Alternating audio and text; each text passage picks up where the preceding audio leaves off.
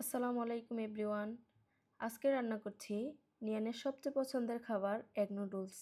এই egg noodles তৈরি করতে আমার যা যা উপকরণ লাগবে, আমার লাগবে 2টি ডিম, লাগবে পেঁয়াজ কুচি, ধনেপাতা কুচি, কাঁচামরিচ কুচি। আমি নিয়ে নিচ্ছি সামান্য পরিমাণে মাংস কুচি, মুরগির বোনলেস অংশ, সেটা আমি টুকরো টুকরো করে নিয়েছি এবং আগে সিদ্ধ করে নিয়েছি সামান্য পরিমাণে হলুদ এবং লবণ দিয়ে।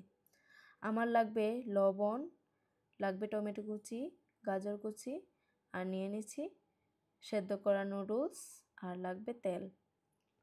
এই নুডলসটা আপনি খুবই অল্প উপকরণে এবং খুবই কম সময়ে রান্না করতে পারবেন, যেটা খুবই হেলদি এবং বাচ্চারা খেতেও পছন্দ করবে। চুলায় একটি প্যান বসিয়ে দিয়ে দিলাম পরিমাণ মতো সয়াবিন তেল, দিয়ে দিলাম পেঁয়াজ কুচি, পেঁয়াজটা সামান্য একটু নেড়ে চেড়ে এবার দিয়ে দিলাম গাজর কুচি। যেহেতু গাজর সিদ্ধ হতে একটু বেশি সময় লাগে, এজন্য শুরুতেই গাজরটা দিয়ে দিলাম। গাজরটা একটু নেড়ে চেড়ে এবার অ্যাড করব টমেটো কুচি। টমেটো, গাজর, পেঁয়াজ একসাথে অল্প আছে ভেজে নেব এবং অপেক্ষা করব যেন সবগুলো পারফেক্টলি সিদ্ধ হয়। এবার দিয়ে দিব কাঁচামরিচ কুচি এবং টুকরো করে রাখা মাংস। এগুলো একসাথে নেড়ে চেড়ে এবার দিয়ে দিলাম পরিমাণ মতো লবণ। এখন দিয়ে দিব ডিম। ডিমটা একটু ভেজে নেব।